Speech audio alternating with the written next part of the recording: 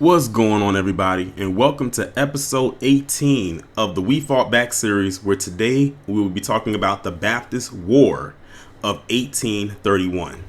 The Baptist War, also known as the Sam Sharp Rebellion, the Christmas Rebellion, the Christmas Uprising, and the Great Jamaican Slave Revolt of 1831 to 1832, was an 11-day rebellion that started on December 25, 1831, and involved up to 60,000 of the 300,000 slaves in the colony of Jamaica.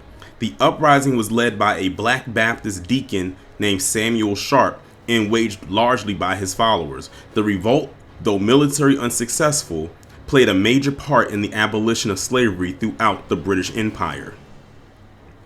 The missionary-educated rebels had been following progress of the abolitionist movement in London. Their intention was to call a peaceful general strike. Compared with their Presbyterian, Wesleyan, and Moravian counterparts, Baptist slaves seemed more ready to take action. This may have reflected a higher level of absenteeism among the white Baptist missionaries.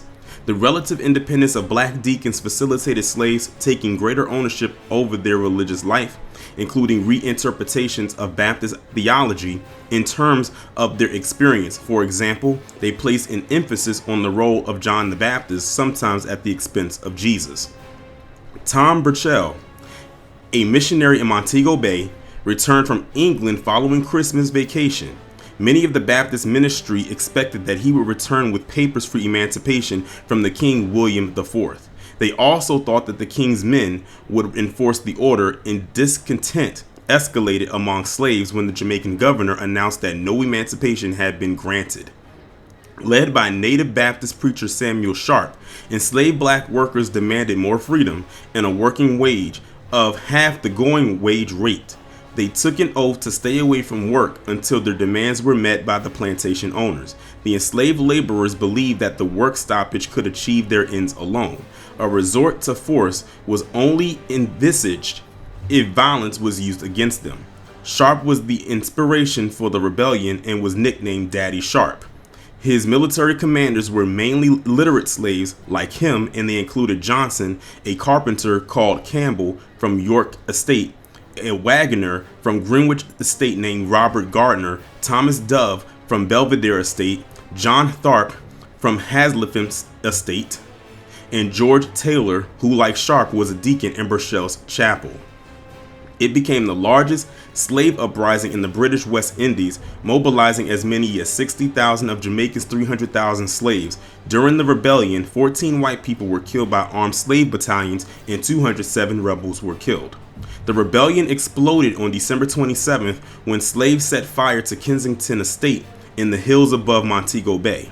Colonel William Grignon of the militia was an attorney who ran several estates, including one at Salt Spring, where a series of incidents in December were the sparks for the uprising.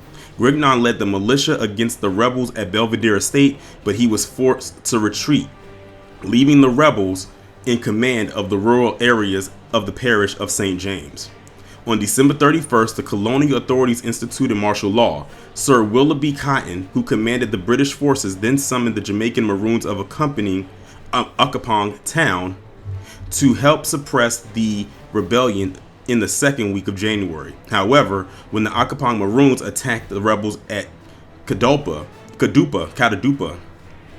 they were forced to withdraw because the rebels were too strong. The Acapong Maroons soon gained the upper hand, however, and they defeated the rebels in one skirmish, killing one of Sharp's deputies, Campbell, in the assault. When the army regulars were besieged by the rebels at Maroon Town, the Acapong Maroons relieved them, killing more rebels and capturing scores of them, including another of Sharp's deputies, Dehaney. When the Windward Maroons from Charlestown, Jamaica, and Moortown answered the call of Cotton, the rebel cause was lost. These Eastern Maroons killed and captured a number of other rebels, including another leader named Gillespie. One of the last leaders of the rebels, Gardner, surrendered when he heard the Charlestown Maroons had joined the fight against them.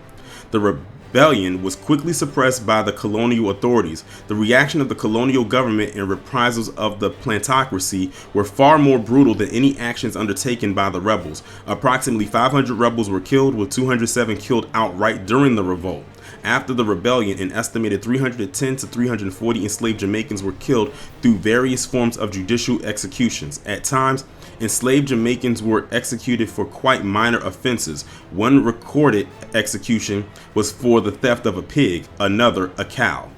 An 1853 account by Henry Bleby described how the counts commonly executed 3 or 4 persons simultaneously. Bodies were piled up until the black people relegated to the workhouse carted the bodies away at night and buried them in mass graves outside of town. After the rebellion, property damage was estimated in the Jamaican Assembly Summary Report in March 1832 at €1,154,589, which is roughly 124 euros in 2021. Thousands of rebels had set fire to more than 100 properties, destroying over 40 sugar works and the houses of nearly 100 slavers. The slavers suspected many missionaries of having encouraged the rebellion. Some, such as William Knibb and Bleby, were arrested, tarred and feathered, but later released. Groups of white colonials destroyed chapels that housed black congregations. As a result of the Baptist War, hundreds of slaves ran away into the cockpit country in order to avoid being forced back into slavery. The Maroons only apprehended a small number of these runaway slaves. Many runaways remained free and at large when the British Parliament passed the Act of Abolishing Slavery in 1833. Historians argue that the brutality of the Jamaican plantocracy during the revolt accelerated the British political process of emancipating the slaves. When Bushell and Knibb described how badly they were treated by the colonial militias, the House of Commons expressed their outrage that white planters could have tarred and feathered white missionaries. Parliament passed the Slavery Abolition Act 1833 for initial measures to begin in 1834, followed by partial emancipation outright for children 6 or under, 6 years apprenticeship for the rest in 1834, and then unconditional emancipation of chattel slavery in 1838. And that's going to conclude this week's episode of the We Fought Back series. Be sure, if you haven't done so already, to check out the We Fought Back series playlist so you can catch up or recap the episodes that you've missed. And be sure to tune in next week at the same time, same place for episode 19 of the We Fought Back series. Be safe and be one.